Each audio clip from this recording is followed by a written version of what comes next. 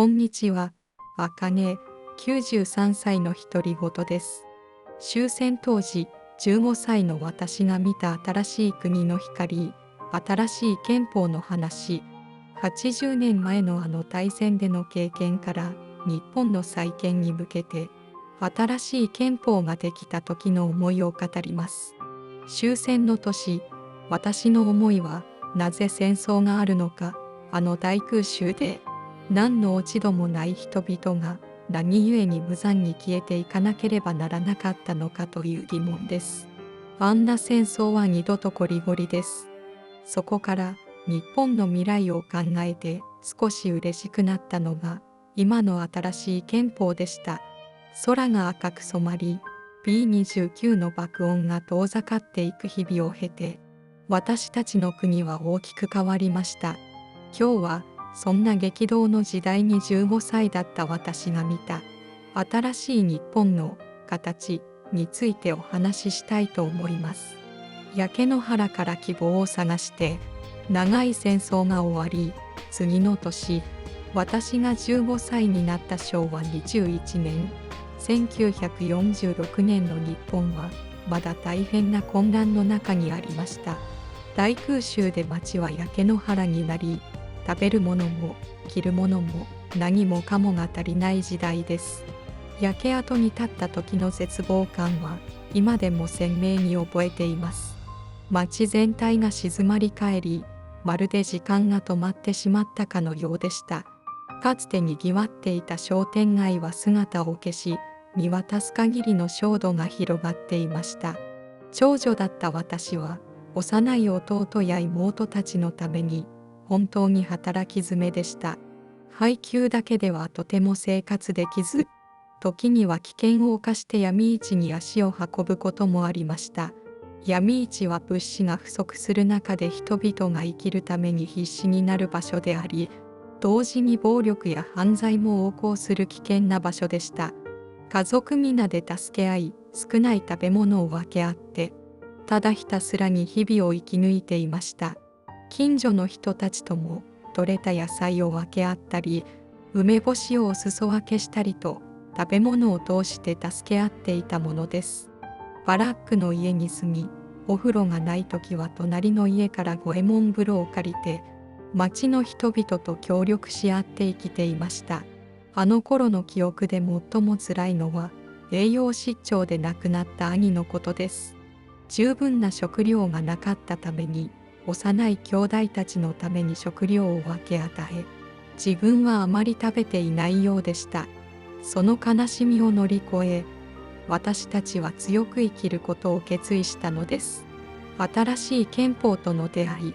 そんな厳しい生活の中で、新しい日本の形が示された出来事がありました。それが日本国憲法の公布です。昭和21年11月3日に公布されました。私たち国民に新しい憲法について知らせるための冊子が配られたのです。中学1年生向けには新しい憲法の話、各家庭には憲法普及会というところが作った新しい憲法、明るい生活という冊子が届けられました。配られた冊子を開いてみると、平易な言葉と挿絵で書かれていて、子供心にも理解しやすいように工夫されていました。私は貪るように読みました。家族で冊子をめくりながら、これからどうなるんだろうね、と話し合ったことを覚えています。心に響いた憲法の言葉、冊子には、これから日本がどんな国になっていくのか、新しい国の歩み方、人々の暮らしの標準が書かれていました。特に心に響いたのは、この憲法は政府の行為によって再び戦争の惨禍が起こることのないようにするという決意から生まれ、平和を愛する諸国民の公正と真偽に信頼して、我らの安全と生存を保持しようと決意したと書かれていたことです。戦争の記憶がまだ生々しく残る中で、これらの言葉は私の心に強く刻まれました。横浜での大空襲の体験。静岡の疎開先から見た夜空を焦がす空襲の光景。遠くの町が炎に包まれ、空一面が赤く染まるあの地獄絵図。そしてその後の惨状。黒焦げになった人の塊が幾重にも重なっている光景。あの恐ろしさを二度と繰り返さないという強い意志が、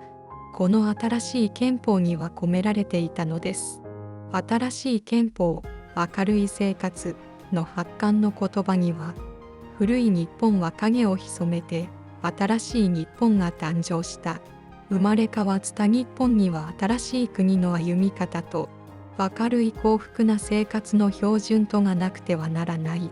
これを定めたものが新憲法である、とありました。この言葉を読んだとき、私は窓の外を見つめました。まだ復興途上の街並みが広がっていましたが、そこには少しずつ活気が戻りつつありました。バラックの家が立ち並んでいた街に、新しい建物が建ち始め、人々の表情にも明るさが戻ってきていたのです。新しい時代の幕開け、戦争に明け暮れた古い時代が終わり、新しい明るい日本が始まるのだ。苦しかった戦争を体験し、大空襲も見て、食べるものにも困る毎日を送っていた私にとって、この言葉はどれほどの希望となったことでしょう。憲法普及会を中心に、国を挙げて民主国家、平和な国にするんだ、という強い意欲が伝わってきました。戦争放棄、基本的人権の尊重、国民主権。まだ15歳の私には難しい言葉もたくさんありましたが、これから日本はあの苦しい戦争とは無縁の平和で、そして私たち一人一人の暮らしが大切にされる国になるのだと感じて、本当に嬉しくなったことを覚えています。新しい憲法の下で社会は大きく変わりました。言論の自由や基本的人権が保障されるようになり、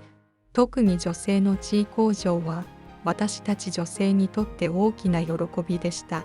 その変化は急激で、古い価値観と新しい価値観がぶつかり合う中で、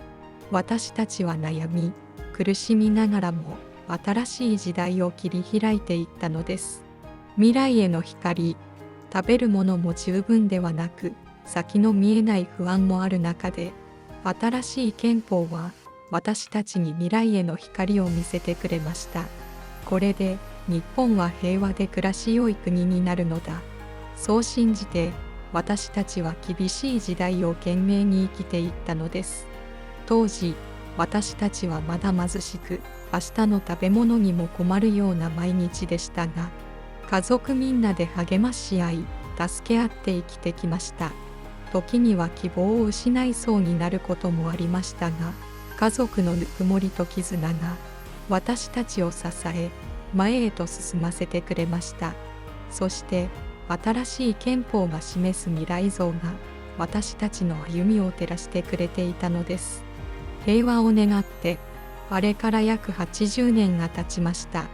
当時15歳だった私は今93歳になりました。振り返れば、日本は本当に大きく変わりました。食糧難や貧困、そして社会の大きな変化など、さまざまな困難を乗り越えてきました。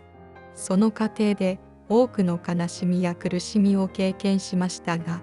同時に家族や友人との助け合いの精神、そして未来への希望を見出すことができました。